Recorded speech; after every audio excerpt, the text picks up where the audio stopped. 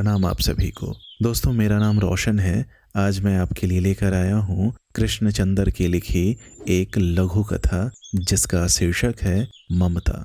तो आइए शुरू करते हैं कहानी का पाठ। ये कोई 2 बजे का वक्त था।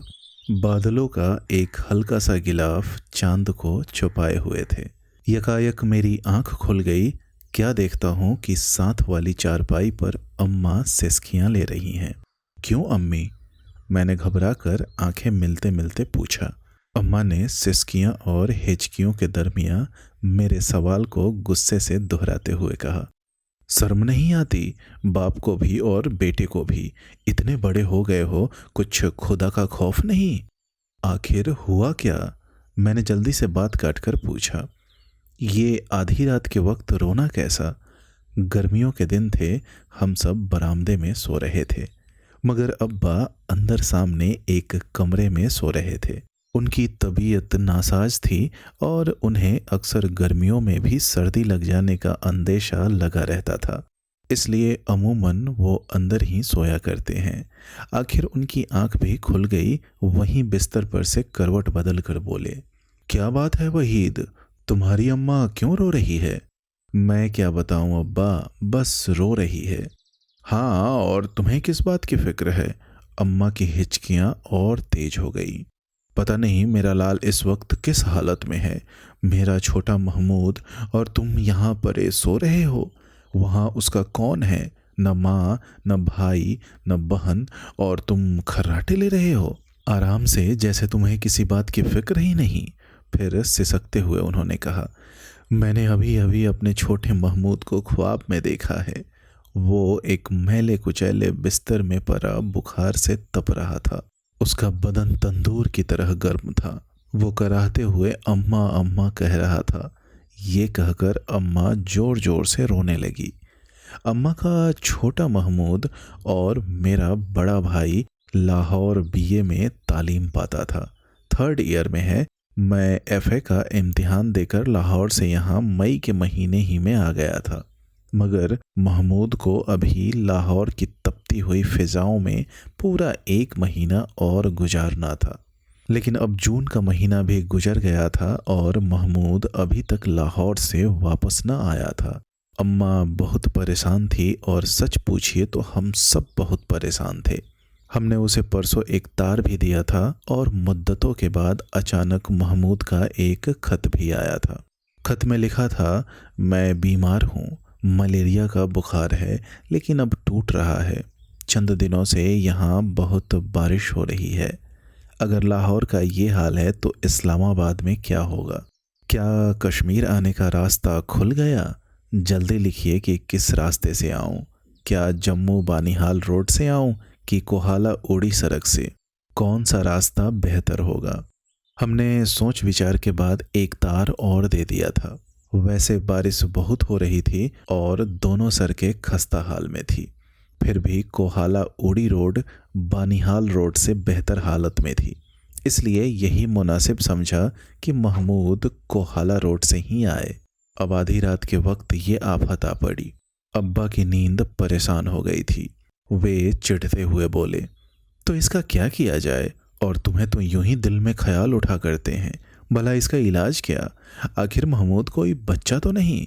तुम्हें फिक्र किस बात की है? हजारों माओं के लाल लाहौर में पढ़ते हैं और हॉस्टलों में रहते हैं। आता ही होगा। अगर आज सुबह वो लाहौर से चला तो शाम को वो रावलपिंडी पहुंच गया होगा, कल कोहाला। और अम्मा जल्दी से बोली, और क्या गजब करते हो? अगर खुदा ना करे उसका बुखार अभी न टूटा हो तो फिर? मैं पूछती हूँ तो फिर? ये कहकर अम्मा रुक गई और दुपट्टे से आंसू पोंछकर कहने लगी, मुझे मोटर मंगवा दो, मैं अभी लाहौर जाऊंगी। अब तुमसे कौन बहस करे, हमें तो नींद आ रही है। यह कहकर अब्बा करवट बदल कर सो रहे। मैंने भी यही मुनासिब जानकर आंखें बंद कर ली, मगर कानों में माँ की मध्यम सिसकियों की आवाज़, जिसे वो दबाने की बहुत कोशिश कर रही थी, बराबर आ रही थी। क्या दिल है माँ का, और कितनी अजीब हस्ती है उसकी। मैं आंखें बंद किए सोचने लगा। माँ का दिल, माँ की मोहब्बत, ममता किस कदर अजीब जज्बा है। आलम जज्बात में उसकी नज़ीर मिलनी मुहाल है। नहीं, ये तो अपनी नज़ीर आप है। एक सपने के धुंधलके में अपने बीमार बेटे को देखती है और चौंक पड़ती है, लरज जाती है।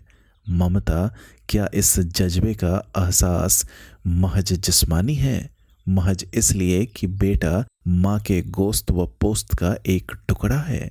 और क्या हम इस कायनात में अकेले हैं, तन्हा, बेयार व मददगार, एक दूसरे को समझते हुए भी ना आशना?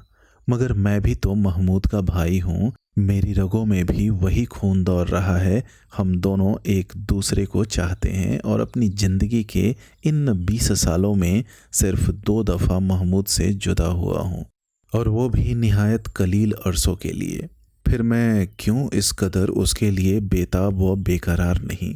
ममता, क्या हम सचमुच पत्थरों के तोंदों की तरह हैं, मिस्र के मीनारों की तरह खूबसूरत लेकिन बेजान, अशोक के कतबों की तरह सबक आमोज लेकिन बेहिस बेरूह?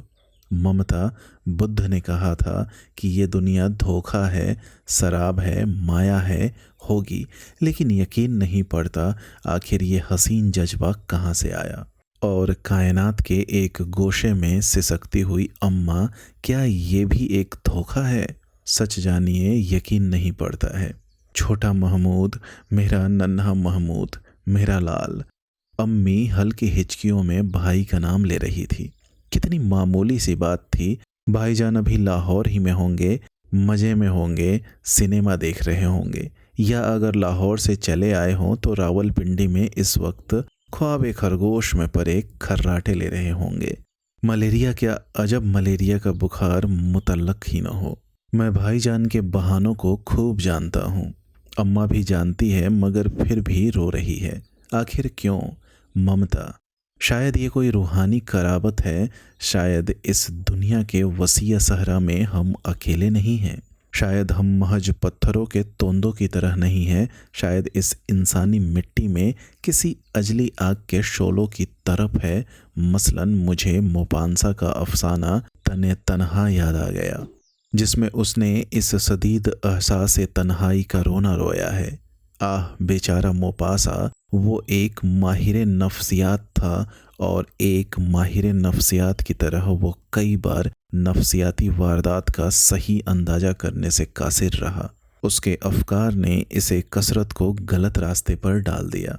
तने तन्हा एक ऐसी ही मिसाल है। वो लिखता है, औरत एक शराब है और हुस्न एक फरोई अमर। हम एक दूसरे के मुतालिक कुछ नहीं जानते। मियाँ बीवी सालों साल एक दूसरे के साथ रहते हुए भी एक दूसरे से बेगाने हैं। 2 दोस्त मिलते हैं और हर दूसरी मुलाकात में एक दूसरे से दूर चले जा रहे हैं। मोहब्बत एक धोखा है, और जब मैं औरत को देखता हूँ तो मुझे चारों तरफ मौत ही मौत नजर आती है। मैंने आंखें खोलकर अम्मा की तरफ देखा। अम्मी रोते रोते सो गई थी। गाल आंसुओं से गीले थे और बंद आंखों की पलकों पर आंसू चमक रहे थे। क्या अम्मी मौत है, और क्या ममता भी कोई ऐसा ही हलाकत आफरी जज्बा है? शायद मोपासा गलती पर था। शायद उसे ये लिखते वक्त अपनी शफीक माँ की याद न आई होगी। वो उसकी जान बख्श लोरियां, वो नर्म नर्म थपकियां, जबकि वो बच्चों की तरह सिर्फ ऊँ ऊँ कहकर बिलबिला उठता था और उसकी छाती से लिपट जाता था। निस्वानी मोहब्बत मुस्तकिल धोखा है। शायद उसे अपनी अम्मा के वो तवीब बोसे भूल गए कि जब बड़ा होने पर भी उसका नफ्सियाती सर अपने बाजुओं में ले लेती थी और प्यार करती थी। जब वो ममता से बेकरार हो जाती थी और उनकी गैर हाजिरी में भी उसकी राह देखा करती थी। उसकी हर गलती को बच्चों की भूल से ताबीर किया करती थी और गुनाह को नेकी में मुबद्दिल कर देती थी। इस दुनिया में हम अकेले नहीं हैं, बल्कि हमारे साथ हमारी माएँ हैं। वो इस सदीद एहसास तन्हाई जिसकी मोपासा को शिकायत है, जो दुनियावी कुल्फतों और उल्फतों में भी इंसान का पीछा नहीं छोड़ता, न जाने वो माँ की गोद में आकर कैसे नापैद हो जाता है। माँ के जज्बाए मोहब्बत में एक ऐसी दीवानगी व वारिफ्तगी है जो उसकी अनानियत को फना कर देती है और उसकी जात को बच्चों में मुंतकिल कर देती है। यकीनन हम इस दुनिया में अकेले नहीं हैं, बल्कि हमारे साथ हमारी माएँ हैं। यकीनन गुटरगु, कुड़ूकू, कबूतर, मुर्ग, चिड़िया दोसीजा शहर को खुशामदीद कर रहे थे। उनकी खुश इल्हानी ने मुझे बेदार कर दिया। मैं उठकर बिस्तर पर बैठ गया, टांगे चारपाई से नीचे लगा दी और आंखें मलने लगा। इतने में आंगन से अम्मा की आवाज़ आई, बेटा वहीद उठो, महमूद आ गए। आंखें खोलकर देखा तो सचमुच अम्मा आंगन में उगे हुए पंचतारे के बूटे के नीचे एक मोड़े पर बैठी थी और महमूद उनके पैरों पर झुका हुआ था। मैं जल्दी से उठा। आंगन में हम दोनों भाई बगलगीर हुए। इतने दिन कहाँ रहे? मैंने महमूद से पूछा।